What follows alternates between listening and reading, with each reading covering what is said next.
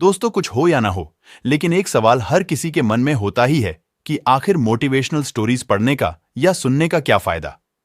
लेकिन इसका सीधा सीधा जवाब है कि अगर आप मोटिवेशनल स्टोरी पढ़ते हैं या सुनते हैं तो आपको कुछ न कुछ नया सीखने को मिलता है और आपको दूसरों की कहानियों से ये जान पाते हैं कि ऐसी कौन सी गलतियां हैं जो और लोगों ने की हैं और आपको वो गलतियां नहीं करनी हैं। इसलिए आज हम आपको कुछ ऐसी ही कहानियां बताएंगे जिनमें आपको कुछ न कुछ नया सीखने को मिलेगा। हाय, मेरा नाम लीला है।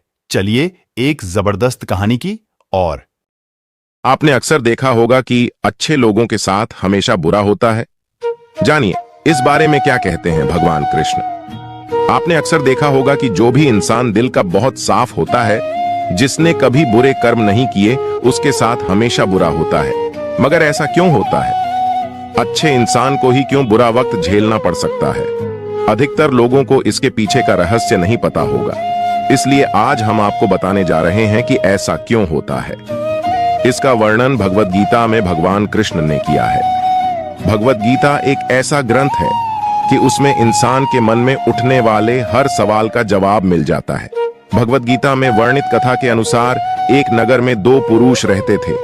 पहला व्यापारी, जो बहुत ही अच्छा इंसान था, धर्म और नीति का पालन करता था, भगवान की भक्ति करता था और मंदिर जाता था। वह सभी तरह के गलत कामों से दूर रहता था। वहीं दूसरा व्यक्ति, जो कि दुष्ट प्रवृत्ति का था, वो हमेशा ही अनीति और अधर्म के काम करता था। वो रोज मंदिर से पैसे और चप्पल चुराता था, झूठ बोलता था और नशा करता था। एक दिन उस नगर में तेज बारिश हो रही थी और मंदिर में कोई नहीं था।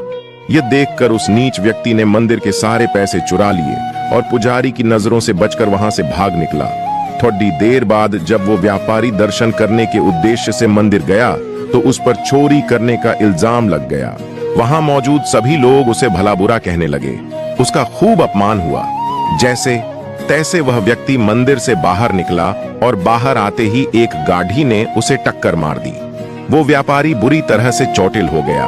उसी वक्त उस दुष्ट को एक नोटों से भरी पोटली हाथ लगी। इतना सारा धन देखकर वह दुष्ट खुशी से पागल हो गया और बोला कि आज तो मजा ही आ गया। पहले मंदिर से इतना धन मिला और फिर ये नोटों से भरी पोटली। दुष्ट की यह बात सुनकर वह व्यापारी दंग रह गया।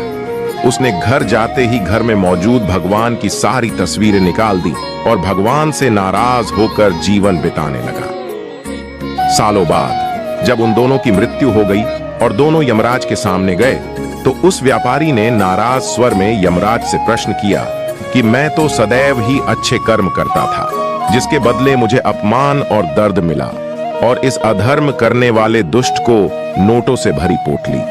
आखिर क्यों?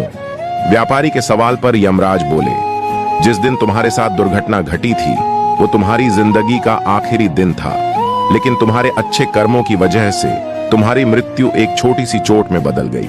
वही इस दुष्ट को जीवन में राजयोग मिलने की संभावनाएं थी, लेकिन इसके बुरे कर्मों के चलते वो राजयोग एक छोटे से धन की पोटली में बदल गया। इस कहानी को सुनाने के बाद श्री कृष्ण ने अर्जुन को समझाया कि भगवान हमें किस रूप में देते हैं इसको समझ पाना बहुत ही मुश्किल है, परंतु यह सत्य है कि भगवान हमेशा अच्छे और बुरे कर्मों का फल जरूर देते हैं। अतः व्यक्ति को चाहिए कि जीवन में आने वाली परेशानियों जी घबराना नहीं चाहिए और व्यक्ति को सदैव अच्छे कर्म करना चाहिए, क्योंकि उसका फल किसी न किसी रूप में जरूर मिलता है।